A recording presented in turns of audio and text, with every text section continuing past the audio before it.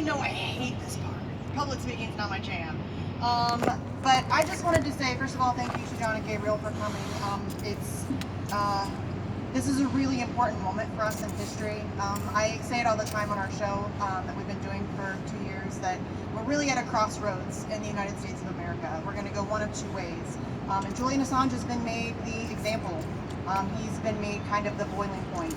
And what WikiLeaks gives us is an invaluable service. It's not conjecture. It's not some overpaid head in a suit giving you his opinion. It's pristine, authenticated, verifiable source documentation exposing corruption and criminality of governments across the globe and corporations across the globe. That's an invaluable service to humanity. The things that they have exposed are some of the most heinous and vicious crimes that we've ever seen. And if that's what's been exposed, imagine what we don't know about. Where there's one rat, there's 100. That's really what we're looking at here.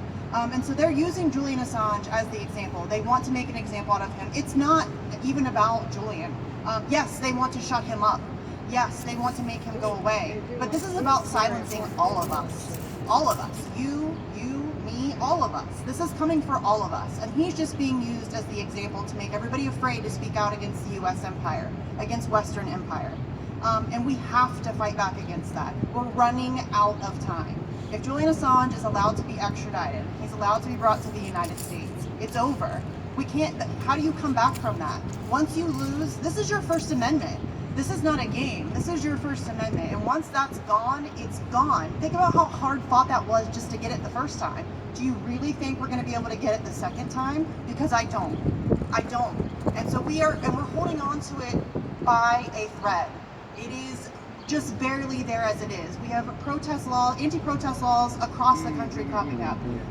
Something like 30 of them have already passed. There are 70 on the books in states across the country. We have 4 right now in the state of Ohio that we have to fight against.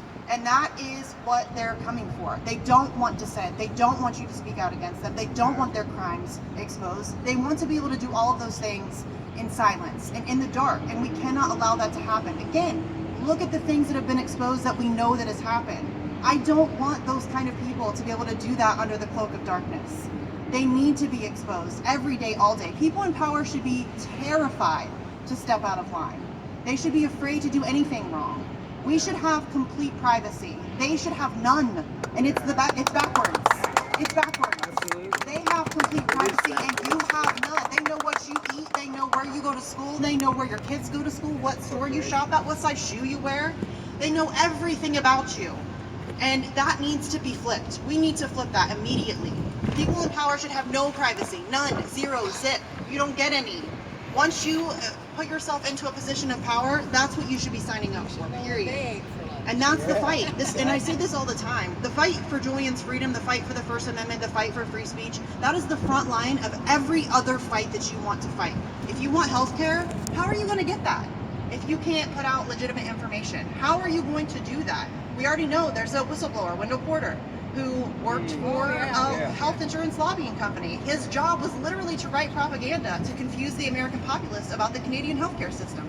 That was his job.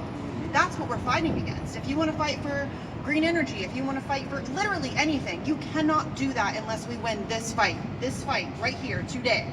We have to win it. There is no other way. If we don't, it's over. It really is. I don't mean to be like a Debbie Downer or a doomsdayer, but that's it. It really is done. So thank you guys, seriously, for coming out. I know it's hot and it's windy, but this is really one of the most important things. I know I can get a little worked up and overly dramatic about it. Maybe not, though, because fuck it, this is dramatic. Yeah. This is dramatic. Woo! This is the fight. So, take me and all my drama and just let me tell you that this is an unbelievably important thing. And being here is a huge step. Taking this back to your communities where you live, to your neighbors. Talk to everybody. I talk to my hairdresser. Hi, Ethan. I talk to my hairdresser all the time about Julian Assange. I've made him an expert. He had no idea who Julian Assange was before I started talking to him about it. And that's how it is. In the United States, you either don't know who he is because mainstream media never covers him, or what you do know is wrong. And that's the fight. We have to get out there. We have to educate people. Once people are exposed to the truth, look at Nils Melzer. Nils Melzer bought into the bullshit. He bought into the propaganda. He didn't want to take a look at the Julian Assange case. But once he did what every normal thinking person does. He changed his mind. And that's what we have to do. We have to inform people, and we have to change people's minds. So thank you again to the Shiptons for coming all the way to Ohio. OH! Thank you for not letting me down there. I was a little nervous. So thank you guys for coming. Thanks to everybody for coming. I really appreciate all the work that everybody's doing in their communities. It's vital work. So thank you, everybody. I appreciate it. Thanks for letting me ramble. I appreciate it.